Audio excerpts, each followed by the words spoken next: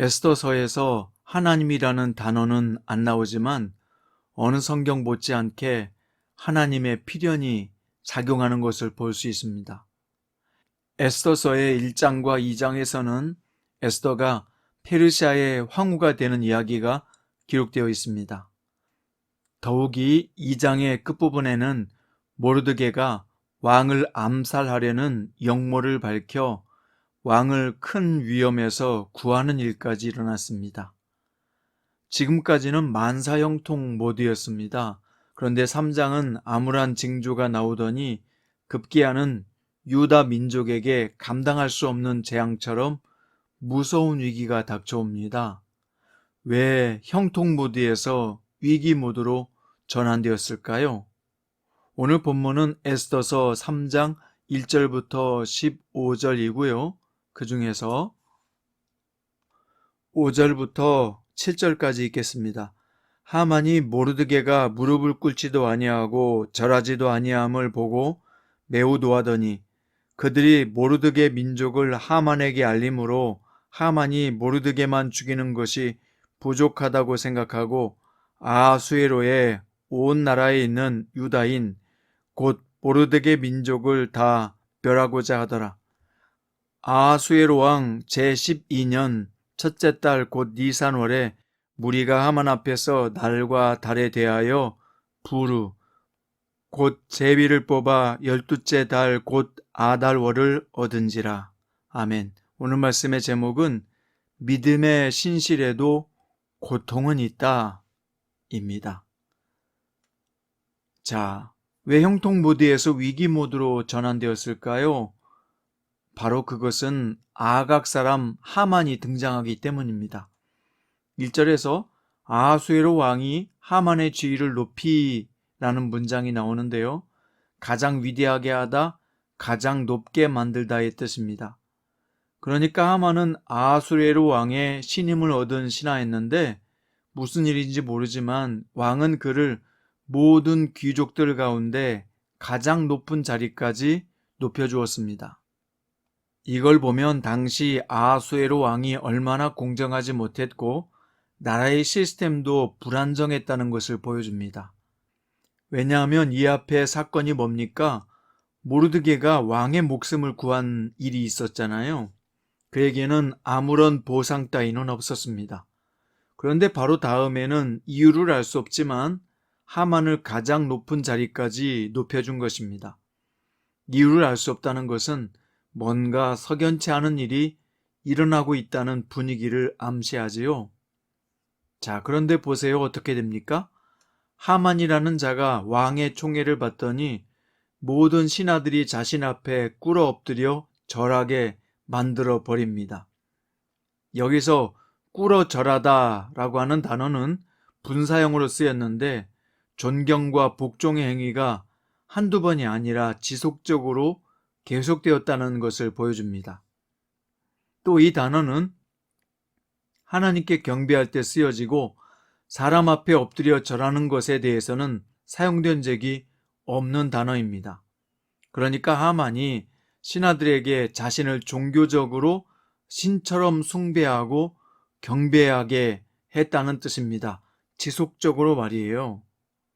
상황이 여기까지 번지자 모르드게는 유일신 하나님을 섬기는 자로서 큰 양심의 가책을 받게 되었고 어느 날부터인가는 하만에게 무릎을 꿇지도 않고 절하지도 않았습니다. 일종의 1인 시위를 한 것이죠.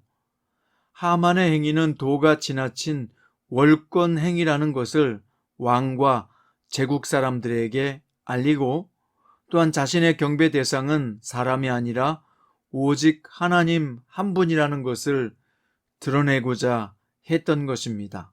모르드게가 말입니다. 제국의 최고의 실력자가 된 하만은 왕의 자존심을 건드리면서 자신의 목적을 실행하게 되는데요. 그것은 바로 내가 왕에게 1만 달란트의 돈을 기부할 테니 왕을 우습게 여기는 유대 민족을 깡그리 제거해 버리시지요 라고 요청했습니다. 이 하만의 말투와 행동에는 묘하게 왕의 자존심을 건드리고 있어요. 내가 왕이라면 나를 대적하는 자가 있다면 파워를 이용해서 유대 민족을 말살할 텐데 당신은 무능한 왕은 아닙니까? 그걸 할 만한 배짱과 돈은 있소? 라는 교묘한 속임수가 들어있어요. 하만의 예상대로 왕은 자존심이 상했어요. 이걸 볼 때 아하수에로 왕은 상당히 기분파였던 것을 알 수 있습니다. 그 왕은 계산도 제대로 해보지 않고 그리스에게로 전쟁하러 갔다가 살라미스 해전에서 대패를 했고 지금 하만이 왜 이러는지도 자세히 알아보지도 않은 채 기부하는 돈도 받지 않았고 한 민족을 말살하라는 엄청난 명령을 내리고 맙니다. 아하수에로 왕은 살라미스 해전으로 말미암아 국고가 바닥난 상태인데도 말이죠. 11절에 보면 아하수에로 왕이 이렇게 말합니다. 새번역입니다. 그 돈은 네가 가져가라. 또한 그 민족도 내가 하고 싶은 대로 처리하여라. 왠지 왕이 만사가 귀찮고 피곤하게 여기는 것 같지요? 아마도 심각한 우울증에 걸린 것 같습니다. 그러자 교묘한 하만은 왕을 이용해서 자신의 목적을 달성하기 위해서 일을 벌였고 그게 바로 아달월 13일에 페르시아 제국 안에 사는 유대인들은 모조리 죽이고 그 재산을 약탈해도 좋다는 왕의 인장반지가 찍힌 공문서를 전국 각도의 통치자들과 권세 있는 자들에게 전달되게 했습니다. 이 모든 게 왕을 꼭두각시로 세우고 자신이 신처럼 추앙받고자 하는 하만의 계략인 거죠. 하지만 수산성에서는 어떤 일이 벌어지고 있었죠? 수산성에서도 이 사실이 알려져 유대인들이 공포에 휩싸여 있을 때 왕은 하만과 나란히 앉아서 술이나 마시고 있었다고 성경은 기록하고 있습니다. 이게 오늘 본문의 전체 내용인데요. 이 말씀은 우리에게 무엇을 가르쳐주고 있으며 어떤 교훈을 주고자 기록되었을까요? 우리도 이와 비슷한 일을 성도들의 현실에서 얼마든지 겪을 수 있다는 겁니다.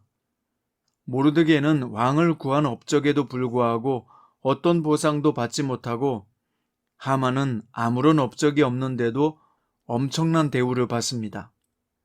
모르드게는 하나님을 섬기는 사람으로서 왕과 페르시아 사람들을 향해서 1인 시위를 하고 신앙대로 살고자 했는데도 자신만 죽는 것이 아니라 유대민족 전체를 말살시키는 철천지 원수로 전락하고 만 것입니다. 우리는요, 기준에 못 미치는 대우를 받는 것도 너무 기대 이상의 대우를 받는 것도 항상 경계하고 조심해야 합니다. 두 가지 모두 성도를 어려움에 처하게 할 수 있기 때문이죠. 특히 기대 이상의 대우를 받을 때는 하만처럼 자만에 빠질 수 있고요. 누군가를 억울하게 만들 수 있기 때문입니다. 또 기대 이하의 대우를 받을 경우 스스로 어려움에 빠질 가능성도 있습니다. 따라서 우리가 누군가를 대우할 때도 이런 공정한 기준을 적용해야 한다는 것을 보여주고 있습니다. 또한 본문은 하나님의 사람으로 정직하게 살아도 억울한 일이 발생할 수 있고 모함을 당할 수 있다는 것을 보여줍니다. 모르드게가 당했던 것처럼 말이죠.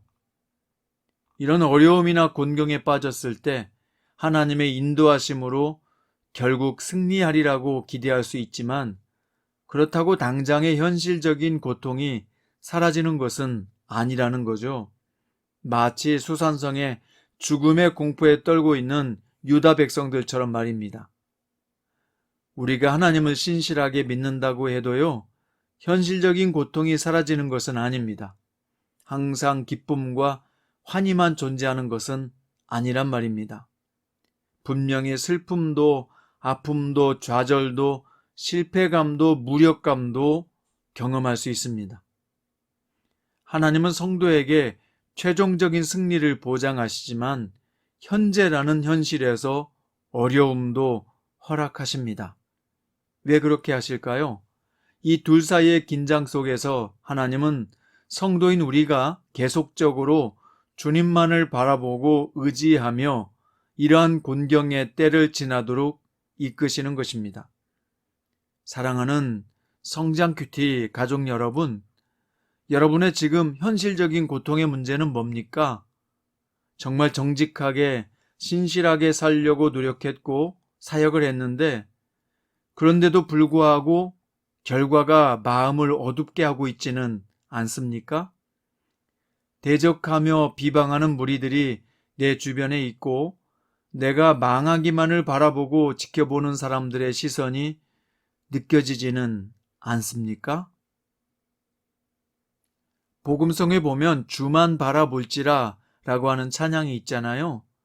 하나님의 사랑을 사모하는 자, 하나님의 평안을 바라보는 자, 너의 모든 것 창조하신 우리 주님이 너를 얼마나 사랑하시는지, 하나님께 찬양과 경배하는 자, 하나님의 선하심을 닮아가는 자, 너의 모든 것 창조하신 우리 주님이 너를 자녀 삼으셨네.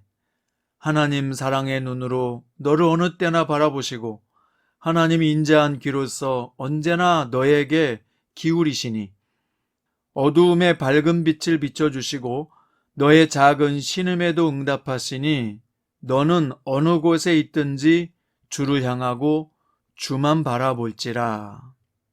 여러분 그렇습니다. 우리는 어느 곳에 있든지 주를 향하고 어느 형편에 있든지 주님을 향하며 주만 바라보아야 합니다.